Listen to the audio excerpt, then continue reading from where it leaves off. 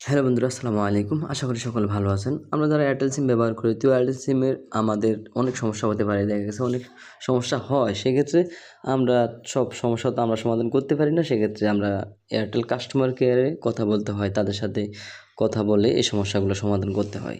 তো কীভাবে Airtel customer কেয়ারের সাথে কথা বলবো, কোন নাম্বারে কথা বলবো বা কীভাবে কানেক্ট করাবো, এই ভিডিওতে দেখাবো। অনেকে আমরা জানি না। তো খুবই সহজ, আমি ভিডিওতে দেখিয়ে দিচ্ছি কানেক্ট করিয়ে। তো চলুন ভিডিওটি শুরু করছি। তো অবশ্যই ভিডিওটিতে একটি লাইক দিয়ে পরে কন্টিনিউ করবেন। এখানে আমরা অবশ্যই এয়ারটেল কাস্টমার কেয়ারের প্রতিনিধির সাথে কথা বলতে কিন্তু আমরা যে নাম্বারে কল করবো অবশ্যই পর্যাপ্ত পরিমাণ ব্যালেন্স রেখে নেবেন আপনি, ঠিক আছে? ব্যালেন্স রেখে পরে কল করতে হবে। তো আমি ডায়াল প্যাডে চলে যাচ্ছি।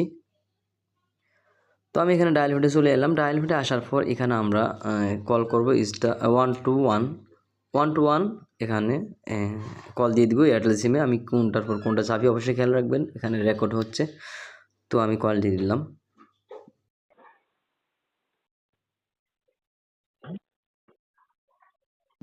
এয়ারটেল হেল্পলাইনে আপনাকে স্বাগতম। আপনার অবশিষ্ট ব্যালেন্স হলো 31 টাকা এবং 6 পয়সা। মেয়াদ 2 মার্চ 2027 পর্যন্ত। আপনার অবশিষ্ট ইন্টারনেট ব্যালেন্স হলো 24.25 জিবি। আপনার নম্বরের ব্যালেন্স, লোন ও কল রেট জানতে 1 চাপুন।